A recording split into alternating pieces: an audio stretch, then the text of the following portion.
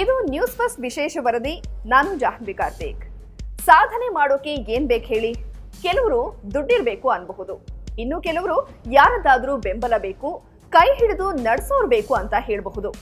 ಇದ್ಯಾವುದು ಇಲ್ಲದೆ ಇದ್ರೂ ಒಳ್ಳೆ ಬ್ಯಾಕ್ಗ್ರೌಂಡ್, ಒಳ್ಳೆಯ ಶಾಲೆಯಲ್ಲಿ ಶಿಕ್ಷಣ ಪಡೆದಿದ್ರೆ ಸಾಧನೆ ಮಾಡುವುದು ಕಷ್ಟ ಅಲ್ಲ ಅನ್ನೋದು ಕೆಲವರ ಅಭಿಪ್ರಾಯನೂ ಆಗಿರಬಹುದು. ಆದ್ರೆ ನಾವೀಗ ಹೇಳೋಕೆ ಹೊರಟಿರೋ ಸ್ಟೋರಿ ಇದ್ಯಾವುದು ಇಲ್ಲದ ಓರ್ವ ಬುಡಕಟ್ಟು ಜನಾಂಗದ ಹುಡುಗಿಯದ್ದು. ಮುರುಕಲು ಮನೆಯಲ್ಲಿದ್ಕೊಂಡೇ ಹಗಲು ರಾತ್ರಿ ಓದಿ UPSC ಪರೀಕ್ಷೆ ಪಾಸು ಮಾಡಿದ ಛಲಗಾತಿಯದ್ದು. ಈಕೆಯೇ ನೋಡಿ ಆ ಛಲಗಾತಿ, ಹಠಗಾತಿ ಶ್ರೀಧನ್ಯ ಸುರೇಶ್. ಕೇರಳದ ವಯನಾಡ್ನಲ್ಲಿರೋ ಇದೇ ಮುರುಕಲು ಮನೆಯಲ್ಲಿ ಹುಟ್ಟಿ ಬೆಳೆದು ಈಗ ಇಡೀ ದೇಶವೇ ತನ್ನತ್ತ ಅಚ್ಚರಿಯಿಂದ ತಿರುಗಿ ನೋಡುವಂತೆ ಮಾಡಿದ್ದಾರೆ. ವಯಸ್ಸು ಈಗಿನ್ನೂ 26 ವರ್ಷ. UPSC ಪರೀಕ್ಷೆ ಪಾಸು ಮಾಡಿದ ಕೇರಳದ ಮೊದಲ ಬುಡಕಟ್ಟು ಜನಾಂಗದ ಮಹಿಳೆ ಎಂಬ ಇತಿಹಾಸವನ್ನು ಸೃಷ್ಟಿ ಮಾಡಿಬಿಟ್ಟಿದ್ದಾರೆ. ಎಲ್ರಿಗೂ ಏನೋ ಒಂದ್ ಕನಸಿರುತ್ತೆ, ಆದ್ರೆ ಆ ಕನಸಿನ ಬೆನ್ನು ಬಿದ್ದು ಅದನ್ನ ನನಸು ಮಾಡಿಕೊಳ್ಳುವವರ ಸಂಖ್ಯೆ ಸ್ವಲ್ಪ ಕಮ್ಮಿ. ಆದ್ರೆ ಶ್ರೀಧನ್ಯ ಸುರೇಶ್ಗೆ IAS ಅಧಿಕಾರಿ ಆಗ್ಬೇಕು ಅನ್ನೋ ಕನಸು ತುಂಬಾ ದಿನಗಳ ಹಿಂದೆನೆ ಹುಟ್ಕೊಂಡಿತ್ತು. ಅದಕ್ಕೆ ಕಾರಣ ಅದೊಂದು ದೃಶ್ಯ. ಬುಡಕಟ್ಟು ಜನಾಂಗದ ಅಭಿವೃದ್ಧಿಗಾಗಿ ಇರೋ ಸರ್ಕಾರಿ ಯೋಜನೆಯೊಂದರ ಭಾಗವಾಗಿ ಕೆಲಸ ಮಾಡ್ತಾ ಇದ್ದ ಸಂದರ್ಭದಲ್ಲಿ ಆಗ ಮಾನಂತವಾಡಿಯ ಉಪ ಜಿಲ್ಲಾಧಿಕಾರಿಯಾಗಿದ್ದ ಶ್ರೀರಾಮ್ ಸಾಂಬಶಿವರಾವ್ ಧನ್ಯ ಕಣ್ಣಿಗೆ ಬಿದ್ದಿದ್ರು.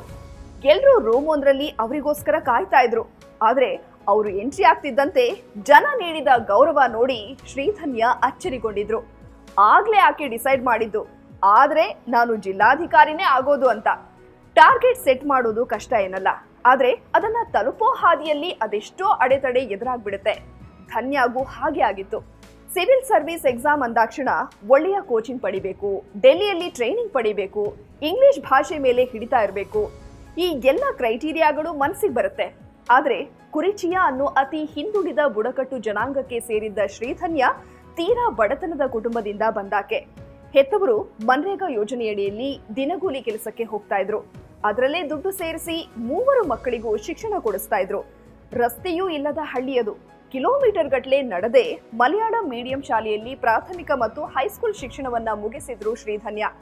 ಆನಂತರ ಕೋಯಿಕೋಡ್ನ ದೇವಗಿರಿ ಸೇಂಟ್ ಜೋಸೆಫ್ ಕಾಲೇಜಿನಲ್ಲಿ ಪದವಿ ಪಡೆದು ಬಳಿಕ ಕ್ಯಾಲಿಕಟ್ ವಿವಿಯಲ್ಲಿ ಪ್ರಾಣಿಶಾಸ್ತ್ರದಲ್ಲಿ ಸ್ನಾತಕೋತ್ತರ ಪದವಿಯನ್ನು ಪಡ್ಕೊಂಡ್ರು. ಧನ್ಯ ತನ್ನ ವೃತ್ತಿ ಜೀವನ ಆರಂಭ ಮಾಡಿದ್ದು ಬುಡಕಟ್ಟು ಸಮುದಾಯ ಅಭಿವೃದ್ಧಿ ಇಲಾಖೆಯಲ್ಲಿ ಗುಮಾಸ್ತೆಯಾಗಿ. ಆಗ್ಲೇ ಉಪ ಜಿಲ್ಲಾಧಿಕಾರಿಯಾಗಿದ್ದ ಶ್ರೀರಾಮ್ ಸಾಂಬಶಿವರಾವ್ ಕಣ್ಣಿಗೆ ಬಿದ್ದಿದ್ದು. ಆಗ್ಲೇ IAS ಅಧಿಕಾರಿ ಆಗ್ಬೇಕು ಅನ್ನೋ ಛಲ ಹುಟ್ಟಿದ್ದು. ದೃಢ ನಿಶ್ಚಯ ಮಾಡಿ ಕೆಲಸ ಬಿಟ್ಟ ಧನ್ಯ ಓದೋಕೆ ಶುರು ಮಾಡಿದ್ರು. ಮೊದಲೆರಡು ಪ್ರಯತ್ನ ಫಲ ಕೊಡ್ಲಿಲ್ಲ. ಹಾಗಂತ ಧನ್ಯ ಸುಮ್ಮನೆ ಕೂರ್ಲಿಲ್ಲ, ಮತ್ತೆ ಬರೆದ್ರು. ಹಗಲು ರಾತ್ರಿ ಓದಿದ್ರು. 2018ರಲ್ಲಿ ಪ್ರಯತ್ನಕ್ಕೆ ಫಲ ಸಿಕ್ಕಿತ್ತು. 410ನೇ ರ್ಯಾಂಕ್ ಪಡೆದು ಪರೀಕ್ಷೆ ಪಾಸ್ ಮಾಡಿದ್ರು ಶ್ರೀಧನ್ಯ. ಆದ್ರೆ ಆ ನಂತರ ಡೆಲ್ಲಿಗೆ ಸಂದರ್ಶನಕ್ಕೆ ಹೋಗ್ಬೇಕಾಗಿತ್ತು. ಕೈಯಲ್ಲಿ ದುಡ್ಡಿರ್ಬೇಕಲ್ಲ. ಆಗ್ಲೇ ಊರವರು, ಸ್ನೇಹಿತರು ನೆರವಿಗೆ ಬಂದಿದ್ದು. ಎಲ್ಲರೂ ಸೇರಿ 40,000 ರೂಪಾಯಿ ಒಟ್ಟು ಮಾಡಿ ಕೈಗಿಡ್ತಿದ್ದಂತೆ ದೆಹಲಿಗೆ ತೆರಳಿದ ಶ್ರೀಧನ್ಯ ಇಂಟರ್ವ್ಯೂನಲ್ಲೂ ಸೈ ಎನಿಸಿಕೊಂಡ್ರು. ಸದ್ಯ ಶ್ರೀಧನ್ಯ ಅದೇ ಕೋಯಿಕೋಡ್ನ ಅಸಿಸ್ಟೆಂಟ್ ಕಲೆಕ್ಟರ್ ಆಗಿ ಕೆಲವೇ ದಿನಗಳಲ್ಲಿ ಅಧಿಕಾರ ವಹಿಸಿಕೊಳ್ತಾ ಇದ್ದಾರೆ. ಆದ್ರೆ ಇಂಟ್ರೆಸ್ಟಿಂಗ್ ಸಂಗತಿ ಏನ್ ಗೊತ್ತಾ? ಧನ್ಯಾಗೆ IAS ಅಧಿಕಾರಿಯಾಗಲು ಸ್ಫೂರ್ತಿಯಾಗಿದ್ದ ಆಗಿನ ಉಪ ಜಿಲ್ಲಾಧಿಕಾರಿ ಶ್ರೀರಾಮ್ ಸಾಂಬಶಿವರಾವ್ ಈಗ ಇದೇ ಜಿಲ್ಲೆಗೆ ಜಿಲ್ಲಾಧಿಕಾರಿ. ಮಸೂರಿಯಲ್ಲಿ ಟ್ರೈನಿಂಗ್ ಮುಗಿಸಿ ಬಂದಿರೋ ಧನ್ಯ 2 ವಾರಗಳ ಕ್ವಾರಂಟೈನ್ ಅವಧಿ ಮುಗಿಸಿ ಉಪ ಜಿಲ್ಲಾಧಿಕಾರಿಯಾಗಿ ಅಧಿಕಾರ ಸ್ವೀಕರಿಸಲಿದ್ದಾರೆ.